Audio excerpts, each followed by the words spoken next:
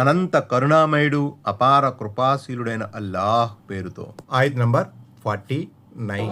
إذ يقول المنافقون والذين في قلوبهم مرض غر هؤلاء دينهم ومن يتوكل على الله فإن الله عزيز حكيم. ఆయత్ నంబర్ 49.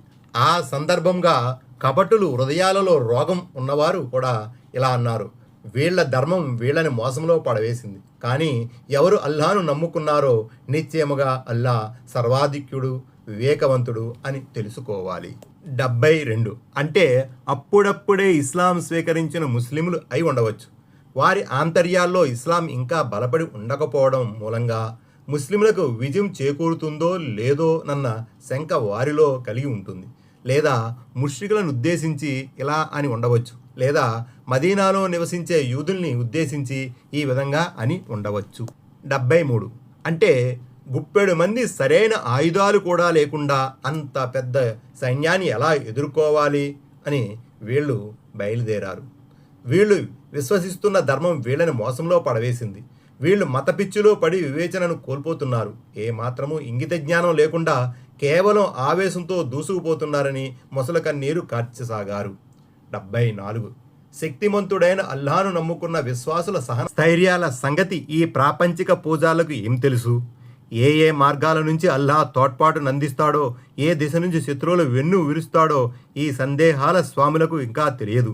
తెలిస్తే వారు ఇలాంటి కాకిలెక్కలు వేయరు అన్నది ఈ పలుకుల సారాంశం. ఆయత్ నంబర్ 50. ولو ترى إذ يتوفى الذين كفروا الملائكة يضربون وجوههم وأدبارهم وذوقوا عذاب الحريق. ఆయత్ నంబర్ 50. ఓ ప్రవక్త, దూతలు సత్య తిరస్కారుల ప్రాణాలు తీస్తూ ఉన్నప్పటి దృశ్యాన్ని నువ్వు చూడగలిగితే ఎంత బావుండు. వారు వాళ్ళ ముఖాలపై పిరుదులపై కొడుతూ ఉంటారు. ఇంకా ఇలా అంటూ ఉంటారు, ఇదిగో దహించి వేసే శిక్షను సవి చూడండి. 75. కొంతమంది ఖురాన్ వ్యాఖ్యాతులు బద్ర్ యుద్ధంలో హతులైన ముష్రికుల గురించి ఈ విధంగా చెప్పబడిందని అభిప్రాయపడ్డారు. హజరత్ ఇబ్నే అబ్బాస్ రజల్లాహు తఆలా అన్హు కథనం ప్రకారం ముష్రికులు ముస్లిం యోధుల వైపుకు దూసుకొచ్చినప్పుడు ముస్లింలు తమ ఖడ్గాలతో వారి ముఖాలపై వేటు వేసేవారు. ఆ దెబ్బల నుంచి తప్పించుకోవడానికి ముష్రికులు వీపు తిప్పుకొని పారిపోయే యత్నం చేసేవారు. అప్పుడు దైవదూతలు వారి పిరుదులపై ఖడ్గాలతో వాయించేవారు. అయితే ఈ ఆయతు సర్వసాధారణమైంది. దైవ వచనాలను త్రోసిపుచ్చిన అవిశ్వాసులు ముష్రికులందరికీ ఇది వర్తిస్తుంది. దీని భావం ఏమిటంటే మరణ గడియలలో దైవదూతలు వారి ముఖాలపై పిరుదులపై కొడతారు. అల్ అనామ్ సూరాలో చెప్పబడినట్లు దైవదూతలు వారిని కొట్టడానికి తమ చేతులను చాపుతారు. 93. ప్రళయ దినాన అవిశ్వాసులను నరకం వైపుకు తీసుకుపోతున్నప్పుడు ఈ విధంగా కొడతారని, అప్పుడు నరక ద్వారపాలకుడు సరే ఇక దహించే శిక్షను అనుభవించండి అని అంటాడని మరికొంతమంది విద్వాంసులు వ్యాఖ్యానించారు. ఆయత్ నంబర్ 51. ذلك بما قدمت أيديكم وأن الله ليس بظلام للعبيد. ఆయత్ నంబర్ 51.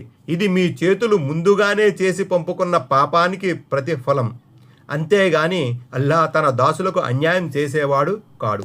76. మీ స్వయంకృతాల మూలంగానే ఈ దెబ్బలు మీకు పడుతున్నాయి. ఉత్తుత్తిగా అల్లా తన దాసులను శిక్షించడు. వాస్తవానికి ఆయన న్యాయశీలుడు. అన్ని రకాల అన్యాయాలకు దౌర్జన్యాలకు ఆయన అతీతుడు.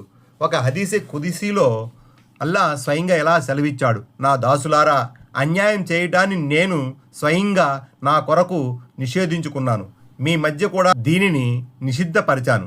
కాబట్టి మీరు ఉండొకరిపై అన్యాయాన్ని పాల్పడకండి. నా దాసులారా, ఇదిగో నేను నమోదు చేసిన మీ కర్మలను చూసుకోండి. ఎవరు తమ కర్మలలో మేలును చూసుకుంటారో వారు దైవస్తోత్రం చేయాలి. మరెవరు తమ కర్మలలో తద్భిన్నమైన దాన్ని చూస్తారో వారు తమ ఆత్మలనే నిందించుకోవాలి. సహీ ముస్లిం కితాబుల్ బిర్. ఆయత్ నంబర్ 50.